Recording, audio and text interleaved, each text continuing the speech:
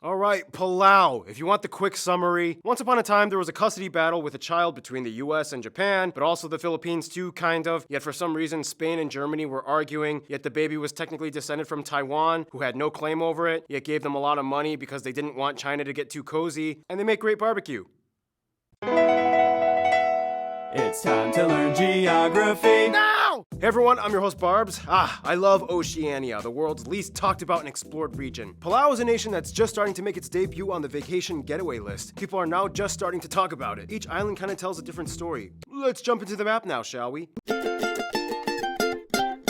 Palau has gone through so much chaos and yet is still kind of lucky. Lucky in the sense that, unlike their other Micronesian cousins, geographically, they kind of have a sweet spot close to the major landmasses. For one, the country is located between the Philippine Sea and the North Pacific. It is essentially the furthest western part of the Carolina Islands and the Pacific Ocean region known as Micronesia, not to be confused with the Federated States of Micronesia, which is a country within Micronesia. And it is the closest to major landmasses of Asia and Australasia. The nation is just east of the Philippines and north of the West Papua region of Indonesia, shared with Papua New Guinea. It is made up of over 340 islands, some say as much as 500 if you include smaller rocks and islets, the largest one being Babaldob Island, which holds the capital Melekeok, or Nurulmud, yeah that's how you pronounce it, which is the least populated capital in the world with only about 400 people. Cool capital building though. You can also find the largest airport most people fly into being Roman Temetuchi International, however there are also small airstrips that service the Anguar and Pelelu Islands. Nonetheless, the largest city is Koror, which is on a separate island just south of Babaldob, which is where most of the commerce and action happens. The country is further divided into 16 states, each with their own little flag. Don't forget these little islands way down south, known as the Southwest Islands, also belonging to them as well. The Hatoho Bay State is the furthest one, made up of Toby and the Helen Reef, the southernmost point nearly 400 miles or 640 kilometers from Babaldob. Populated by only about 43 people, making it the least populous first-level administration in the world. Helen Reef only has like 3 people living on it. Most of the country is interconnected through a series of water taxis and ferries that hop between islands, Malakal Harbor being the largest shipping port. However, at about 68 kilometers or 38 miles, Babaldob Island is the only one with an extensive roadway network that goes all the way to Conley, the northernmost point of the country, crossing over into Koror via the Koror-Babaldob Bridge, whereas 2 other islands, Mayungs and Malakal, are also connected via bridge. Speaking of Palau's geographic uniqueness, it's also important to note that just like we mentioned in the Marshall Islands and Federated States of Micronesia episodes, Palau is the third and final compact free association state with the USA. What is compact free association? Ken, explain.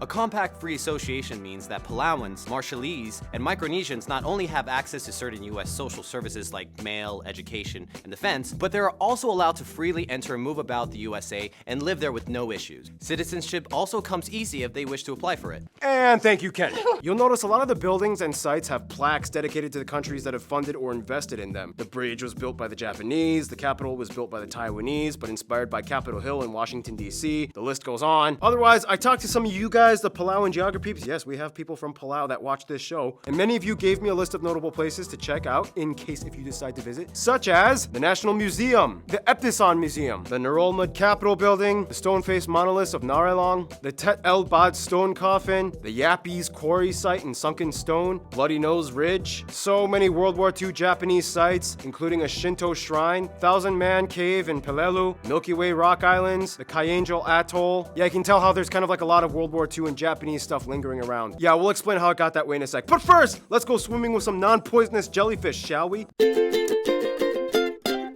Yeah, they have a cool lake with non-poisonous jellyfish you can swim with. It's like one of their top tourist destinations. However, due to overcrowding, the government limits visits to avoid harming the fragile ecosystem. And that's the thing, Palau is a frontrunner in oceanic conservation efforts. About 60% of its marine area is protected territory. We're getting a little ahead of ourselves though. First off, Palau essentially sits right on the Ring of Fire at the Palau Trench, which is an offshoot crack near the Mariana Trench, not too far from Challenger Deep, the deepest oceanic depth discovered. This is basically how the country formed, as volcanic activity forged the islands we see today in a long, wispy, speckled archipelago following the large Babaldob Island, which is the second largest island in Micronesia after Guam. Most of the country is lush and green with tropical vegetation. Most volcanic activity is extinct today, and the tallest point, Mount Narellas, lies on Babaldob. In fact, Babaldob, of course, has all the other extreme physical points, like the largest lake, Lake Nardok, the largest freshwater lake in Micronesia. There are many small rivers and streams that cross the country, the largest one feeding into the Naramedu Bay, like these 3, but the largest one, the Hermeskong River. From there, the country smears into the ocean with small, mostly uninhabited, lush green islets and mangroves enclosed by a giant barrier reef that stretches 490 square miles or 1,260 square kilometers. This place is loaded with too many amazing natural sights like the Rock Islands, a UNESCO heritage site, a bunch of mushroom-shaped bulbous islands that pop up out of the ocean like bubble wrap. Coral reefs and diving spots are everywhere, and even underwater caves, the most famous one being the Chandelier Cave at Narol. Otherwise, even though the islands only make up about 177 square miles or 460 square kilometers in area, the nation's exclusive economic zone extends even further to about 200,000 square miles or over 500,000 square kilometers of ocean, about the size of France. In 2009, the government signed over about 80% of which to become a marine reserve and the world's first shark sanctuary, a fully protected no-take zone in which things like mining and fishing cannot take place. Although scuffles with their neighbors crossing into their waters have been documented and ocean pollution coming from said nations have also been an issue from time to time. Oh, and keep in mind, they are generally outside of the typhoon zone and don't usually get hit with them. The largest one was Typhoon Haiyan in 2013, but it only did like a little damage to some houses and there are no fatalities or major injuries reported. Alright, so that's just about it. It's time for my triple shot of espresso break, which means it's time for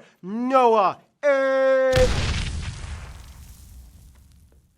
My turn. Palau is a tropical island nation, so of course, no surprise you're gonna find some tropical stuff with their physical makeup. There are about 150 species of bird found in Palau, including the national animal, the fruit dove, over 1,300 species of fish, and 700 species of coral. In terms of mammals, there are less than 20 species, most of which are water mammals like dugongs and whales. Otherwise, on land, they have 3 main bat species, including the endemic large Palau flying fox and the crab-eating macaque monkey. Economically speaking, they are relatively better off than most Pacific Island nations, as the third wealthiest nation by GDP per capita in Oceania after Australia and New Zealand. The nation depends heavily on 3 main sectors: subsistence agriculture, fishing, and the most important one, tourism, which in itself makes about 80% of the GDP. Thanks to the various blessed diving spots and white sand beaches, Palau has become an international hotspot for visitors abroad, over 80% of whom come from either Japan, Taiwan, and the US. This employs about 3/4 of the workforce through the service sector. The problem is there are more people coming in than the entire population of Palau, which in return has caused a strain on the people's rush to sustain and accommodate in the long run, as well as avoid environmental damage. This has caused the government to take action on things like instigating a visa policy, limiting the amount of flights and visitors, as well as access to certain islands. Otherwise, everyone's favorite,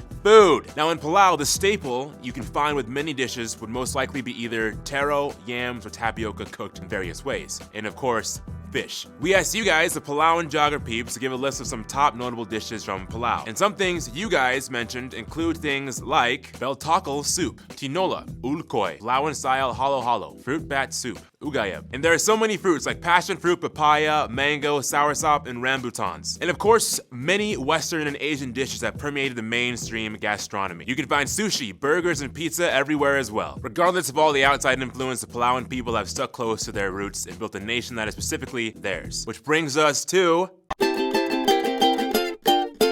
Now, Palau is strange. It's like a kind of American-y, Japanese-y hybrid Micronesian confusion fest with some Filipinos sprinkled in for good luck. It's interesting to see how over time they kind of grew into what they are now. First of all, the country only has about 22,000 people and is the 4th least populated nation in the world. The country is made up of primarily people that identify with ethnically Palauan, a Micronesian people group, at about 73%. About 17% are Filipinos, and the rest are other groups, mostly Asians and a few whites, mostly Americans. They use the US dollar as their currency, they use the types A and B plug outlets, and they drive on the right side of the road. Now, Palau's interesting because although the majority of people speak either Palauan or English, there are 5 official languages, including Sonsorol and Tobian, spoken by about 600 people on the 2 islands of Sonsorol and Tobi. And the last one, Japanese, believe it or not. No way. Yep, it's actually only official on the island of Anguar, making it the only place outside of Japan in which Japanese is an official language up to the state level. How did it get that way? Well, long story short, World War II. It was kind of like... All right, you belong to us now. Start learning Japanese. Wait, what? All right, Japan's out. Start learning English. Nani te ite no? Today you can see Japanese written and spoken throughout much of the country, even outside of Anguar, mostly by elders and de facto speakers as a second language. It is taught as an elective in schools and used widely in the tourism industry to accommodate the influx of Japanese visitors. The Palauan language, though, is pretty interesting. It's classified as an Austronesian language. It only has 10 consonants and 6 vowels. And nobody even knows exactly where the language came from. Like, it's kind of Micronesian, but not exactly. The CH is just a glottal stop and makes no sound. And the NG sometimes sounds like an N, and sometimes a a hidden vowel comes out of nowhere, even if it isn't written, it's confusing. Now, what exactly makes a Palauan a Palauan? Well, first of all, they are part of the broader Micronesian ethnic group along with their siblings, the Marshallese, Micronesians, Guamians, and Mariana Islanders. Let's put it this way, if the Pacific Islands were a family, Palau and Guam would kind of be like the better off, lucky, outgoing, more connected uncles. They have access to international business, whereas their cousins are a little more reserved and less engaging. Now, despite the obvious influence from outside forces like the USA and Japan, Palau still has retained its traditions and customs. And with that, here's Random Hannah with culture stuff. Look, dude, nobody cares. Wait, who are you? I'm Ian. Get out of here, husband. Wait, why don't you two just share the whole thing together? Okay. It is believed that the original inhabitants of Palau came from Austronesian settlers. They originated in what is now Taiwan about 4,500 to 5,000 years ago. Okay, Ian, now you try the second part. Just read the teleprompter. Okay. Palauans follow traditions and customs similar to their Micronesian cousins. For example, most societies are matrilineal, following inheritance through the mother's side. Not bad. Thank you. The yap stones we discussed in the Micronesian episode were often carved and shipped out from Palau. Some other aspects of Palauan culture include things like being heavy chewers of betel nut. They have a firstborn child ceremony. In traditional dances, women will often wear orange and yellow colored grass skirts with stone bead necklaces. And men might be seen wearing dugong vertebrae bracelets. And baseball is the most commonly played sport. They won numerous Micronesian game titles, and they were the champions of the 2007 Pacific Games in baseball. Most Palauans adhere to a form of Christianity, either Protestant or Roman Catholic. However, there is a syncretic sect called Modakne that fuses Christianity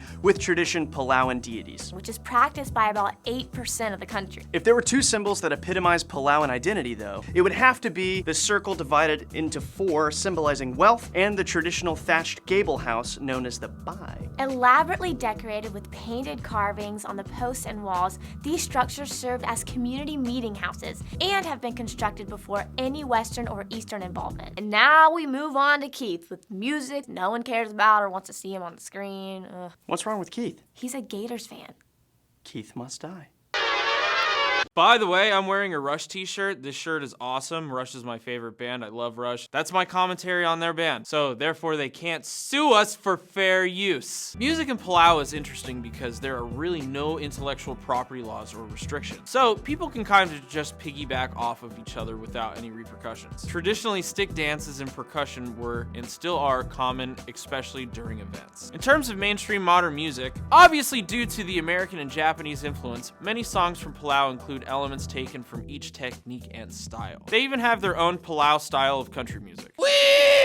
Thanks, Keith and Hannah. Even though Hannah's not here. And now history. In the quickest way I can put it, Austronesian sailors, most likely indigenous from Taiwan and Papua New Guinea, come in, they mix together. Captain Henry Wilson shipwrecks on Oolong Island. Europeans come in and meet the natives. Prince goes to England but dies of smallpox. British give islands to Spain, introducing Catholicism. Spain sells it to Germany. Japan invades and takes over in World War II. US comes in and fights off Japanese. They become a trust territory of the US. 1994 Compact Free Association with the US and independence. And there we go, pretty much. Some famous people you guys suggested we mention include people like Prince Lee Bu, Haruo Remelik, Gabriela Ngirmang, Kuniwo Nakamura, Lisa Sande, Lazarus Sali, Peoria Koshiba, Steve Patrice, Noah Eteong, Yubi Misia, Keisha Noel Keen, and Kendall Titimel. Alright, that just about sums up this segment. Now we need to Palau through the last segment of this episode, shall we? Now, Palau may be small, but they have an interesting way of reaching out to the world. A lot of people seem to want to come, but they're kind of like a little inhibited and they kind of want to make sure that things don't get too crazy. Filipinos share the same former colonization status under Spain, and at one point was part of the Philippines for a short period of time under the First Philippine Republic before breaking away. Many Filipinos live in Palau, and the Palauan accent even kind of sounds similar to Filipino English. The closest family members are, of course, their fellow Micronesians, the Federated States of Micronesia, the Marshall Islands, Guam, and the Mariana Islands. These guys culturally share the most in common, and they love each other. Every so often, they also visit each other as well. Taiwan, on the other hand, is one of the few countries that they recognize as opposed to the People's Republic of China. They give lots of medical and education assistance to Palau that allows Palauans to study in Taiwan. They also have a patient referral program that allows patients to receive treatment in Taiwan. Taiwan also kind of acts as like a shield that fends off the waves of Chinese investors and overwhelming tourists that flock in. For their best friends, though, most might say either Japan or the USA. It's kind of like a weird joint custody battle that both have between the country. Yes, lots of drama happened in World War II, but they quickly moved on. The US is kind of like the stepfather that took them in and gave them lots of resources and opportunities, and also gave them a lot of potential to manage themselves as a small country. Japan is and will always be, though, close to their hearts. They are the second largest donor after the US. The emperor and his wife visited in 2015. They love Japanese food and culture. The two nations share the same time zone, and overall, even after colonial times, they've had close ties. In conclusion, Palau is kind of like the interesting offshoot Micronesian that kind of speaks a little bit of Japanese, and they're trying to fend off the massive waves of tourists to maintain their natural beauty. Wow, Palau. Stay tuned, Panama is coming up next.